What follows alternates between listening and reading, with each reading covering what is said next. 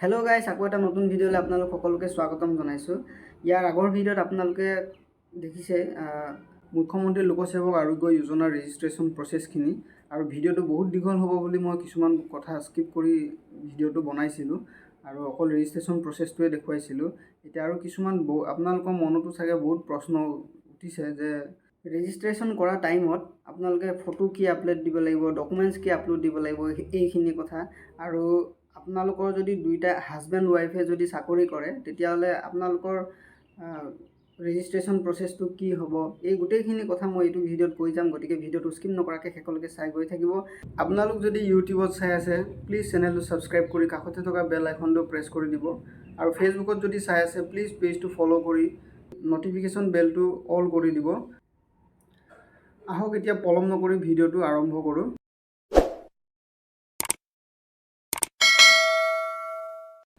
আপোনালোকৰ মনত চাগে হয়তো প্ৰথম প্ৰশ্ন এইটোৱে আহিছে চাগে, হাজবেণ্ড ৱাইফ যদি দুইটাই যদি চাকৰি কৰে তেতিয়াহ'লে দুইটাই বেলেগে বেলেগে ৰেজিষ্ট্ৰেশ্যন কৰিব পাৰিবনে বা কৰিব লাগিব নেকি?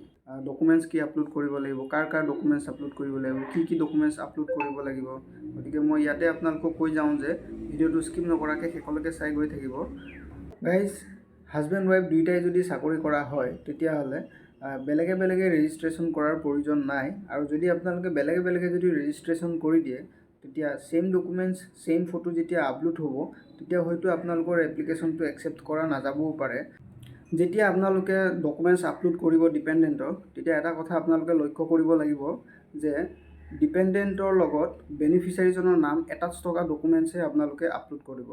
যেনে পিতেকে যদি বেনিফিচিয়াৰীজন যদি বাপেক হয় আৰু পিতেক যদি ডিপেণ্ডেণ্ট হয়, বাপেক পিতেকৰ যিটো ডকুমেণ্টছ আপলোড কৰিব সেই ডকুমেণ্টছত বাপেক আৰু পিতেক দুইটাৰে নাম একেলগে থকা ডকুমেণ্টছ হ'ব লাগিব। যেনে আপোনাৰ পান কাৰ্ড হ'ব পাৰে, আধাৰ কাৰ্ড হ'ব পাৰে, মেট্ৰিকৰ এডমিট কাৰ্ড ৰেজিষ্ট্ৰেশ্যন যিকোনো হ'ব পাৰে। আৰু তেনেকৈ বাকীবিলাক ডিপেণ্ডেণ্টৰো তেনেকৈ আপলোড কৰিব লাগিব। আৰু ৱাইফৰ ক্ষেত্ৰত আপোনাৰ ওচৰত যদি মেৰেজ চাৰ্টিফিকেট যদি আছে, মেৰেজ চাৰ্টিফিকেট দিব পাৰে, অথবা আপোনাৰ পান কাৰ্ড আধাৰ কাৰ্ডত যদি হাজবেণ্ডৰ নাম যদি এটাচ আছে সেই পান কাৰ্ড বা আধাৰ কাৰ্ডো আপলোড কৰিব পাৰিব। এতিয়া আহোঁ সৰু ল'ৰা ছোৱালীৰ কাৰণে।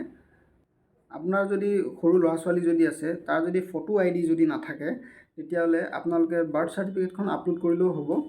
আৰু নেক্সট হৈছে আপোনালোকৰ এটা ফটো, গ্ৰুপ ফটো দিব লাগিব। যিকেইটা ডিপেণ্ডেণ্ট আপোনালোকে এড কৰিব, এই ডিপেণ্ডেণ্ট এড কৰা গোটেইকেইটাৰে এটা গ্ৰুপ ফটো দিব লাগিব।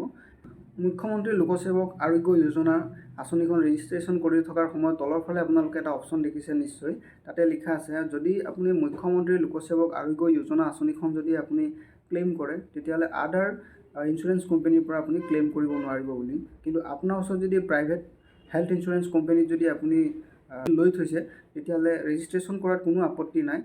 গাইজ, ফাইনেল ছাবমিট হোৱাৰ পিছত 2-3 দিন পিছত আপোনালোকে চেক কৰি চাব, লগ ইন কৰি। তাত যদি আপোনালোকৰ এপ্ৰুভ যদি নকৰে তেতিয়া তাতে এটা কুৱেৰি বুলি আপোনালোকে দেখিব তলৰ ফালে অলপ স্ক্ৰল কৰিলে। এই কুৱেৰিটোতে লিখা থাকিব আপোনাৰ কি ভুল হৈছে, কি প্ৰব্লেম হৈছে। গতিকে সেইখিনি যদি আকৌ আপুনি ছল্ভ কৰি দিয়ে তেতিয়াহ'লে আকৌ আপোনাক নিশ্চয় একচেপ্ট কৰিব বা এপ্ৰুভ কৰি দিব। এই আঁচনিখন 2024 চনৰ এপ্ৰিল মাহৰ পৰা চৰকাৰী হস্পিটেলসমূহত সম্পূৰ্ণ কেছলেছ হ'ব। আৰু প্ৰাইভেট হস্পিটেলত যদি আপুনি দেখুৱায় তেতিয়াহ'লে 75% আপুনি ৰিইম্বাৰ্চমেণ্ট পাব।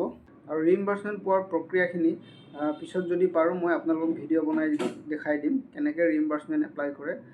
মুখ্যমন্ত্ৰী লোকসেৱা আৰোগ্য যোজনাৰ আঁচনিখন এপ্লাই কৰাৰ বাবদ আপোনালোকৰ পৰা প্ৰতি মাহে গ্ৰেড ৱাইজত প্ৰিমিয়াম কাটি থাকিব দৰমহাৰ পৰাই। গতিকে আশা কৰোঁ আপোনালোক সকলোৱে ভিডিঅ'টো ভাল পালে।